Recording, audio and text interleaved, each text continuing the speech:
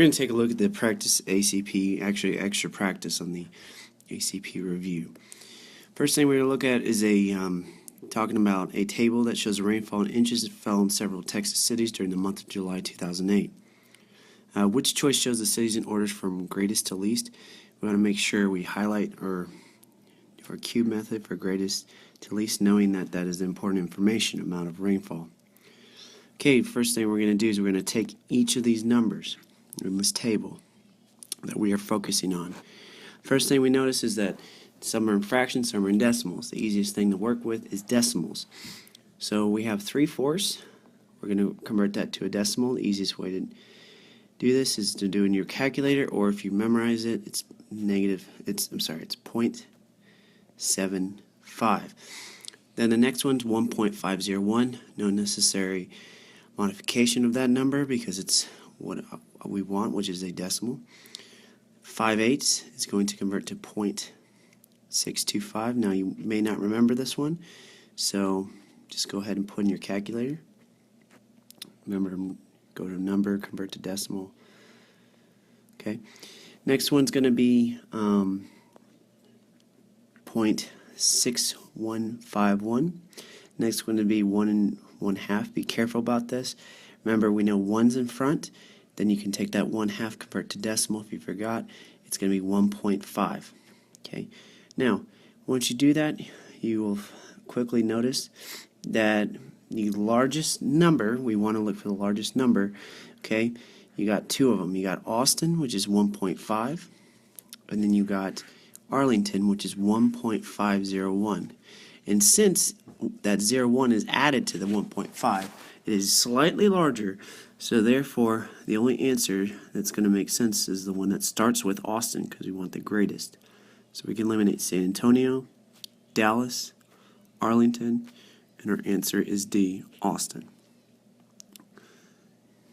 Next question on the practice ACP is going to be, we have a hexagon A, B, C, D, E, F is dilated. We automatically see the word dilate. We know we're going to multiply.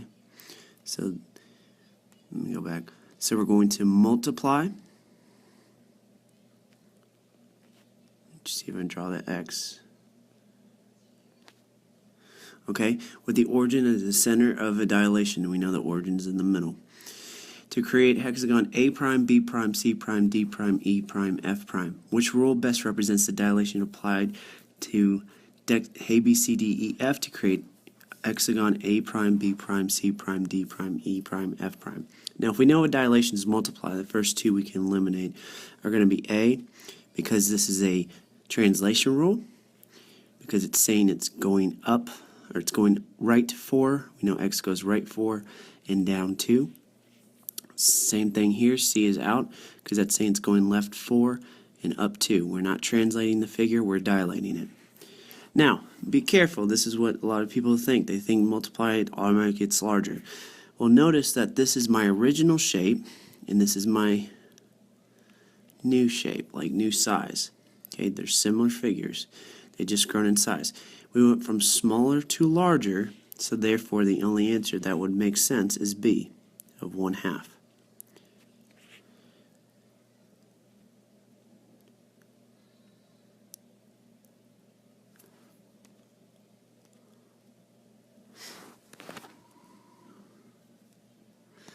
Next question, question number 3. It says Maggie makes 6 flower arrangements in 3 hours. Which graph has a slope that represents the number of flower arrangements Maggie makes per hour? Okay, so this question right here is, it's 6 flowers in 3 hours. When you want to identify, first thing we want to identify is my independent and dependent variable, or as we would say, the X and the Y. We have 6 flower arrangements. We have 3 hours. Okay, and we wanted to see which one shows the slope. Well, my time is going to be my X, and my Y is going to be the flower arrangement. So I just know all that. So again, X, my Y's, my X, my Y, my Y, my X, my Y, my X. So we want 6 flower arrangements in 3 hours. So we know my hours is going to be 3, so I go up 3 and I see what it winds up, right? Looks like it makes 1.5 flower arrangements in 3 hours. Here, in 3 hours, I go all the way up, and I can't determine it because the line doesn't go all the way through. So A is out, C is out. I go here to B, 3 hours. Okay, and it looks like right when I get there, it has 6 arrangements. So the answer is B. Now I can go ahead and just look at D if I want. It says 3 hours, just to prove myself right, and it looks like 3 flower arrangements. So number 3 is B. Pretty easy question. Number 4, this one's a simple question. It's just asking, the graph of a linear function is shown. What is the y-intercept of the graph of this linear function? Okay, it's just probably pretty easy question. You're just asking what the answer is, and this is one of those griddables. Griddables are one of the easiest questions you'll get. You just go ahead. The y-axis is right here. The trap answer, go back. The trap answer they want you to pick is going to be -4. That is where the x-axis is. We don't want that. We want right here, where that is. So our answer is going to be 8. Very simple question, or our y-intercept, or we call the b in the y equals mx plus b form. Okay? Number 5. The question says the function y equals 30 plus 0.10x is used to determine y, the monthly charge for phone services sending X text messages. Based on this information, which statement about the graph situation is true? Now this one can appear more difficult than it actually is because it's just asking what's true about it. Okay, what's the right answer? First one says the slope of the graph represents the cost of each text message. Okay, that's saying that this right here, okay, when we plug in X, it's going to represent the cost of each text message, so that is pretty good, so I like that one. The slope of a graph represents the service fee. No, the service fee is at $30, and that is not the slope. There, it doesn't have a variable behind it, and it doesn't have the constant. The C, the y-intercept of the graph represents the total number of text messages sent.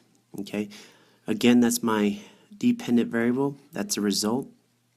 Okay, that's not my result. The y-intercept of the graph represents the total monthly charges. Again, this is not the whole picture, so D is out. So the only answer that makes sense is A, because when you plug in numbers, into your independent variable, it spits out the dependent amount. Again, depending on how many months you, depending on the cost of each text message, it will have that result. So the answer is A. All right.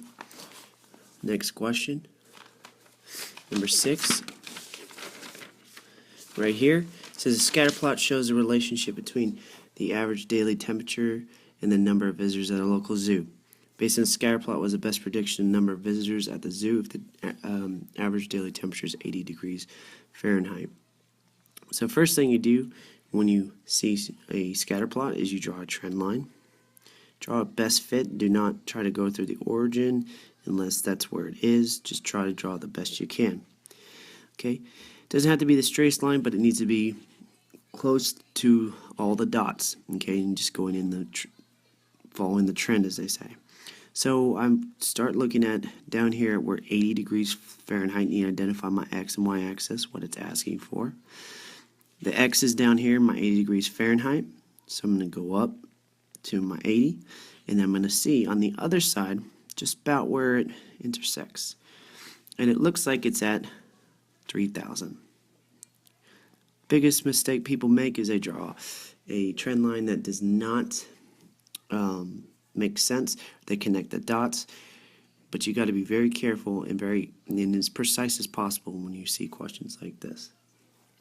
Number 7 is next. It says, which set of ordered pairs does not represent a function? When you first see a function problem, you're going to get rid of all the y's because Go back. So you're going to get rid of all the y's, because x's should not repeat. So I'm going to do that. Okay, and now once you do that, you're going to get that the only answer that makes sense is A, because 0, 0, -3, 2, that does not represent a function. -2, 1, 5, and 6, none of them repeat. 0, 1, 3, 2, none of them repeat. -1, 6, 3, 2, none of them repeat. So it does not represent a function. The answer choice is A. So question number 8, this one says the graph of a linear relationship is shown. It says which equation represents a linear relationship. This one right here, we have several answer choices. We're just going to pick the one that best fits. When I see a problem like this, the first thing I think of is this a negative or positive slope? This is a negative slope, and I know that, okay, just from looking at it. So it's a negative slope. Okay, so I can eliminate A, and I can also eliminate B. First thing I do is I look at the y-intercept. It's intersecting at the, right here, it's intersecting at 4. Okay, and then I'm going to go ahead and look for another intercept, which is right here. I will go down 2 and over 3. The only answer choice that gives me that exact answer is C. Very simple.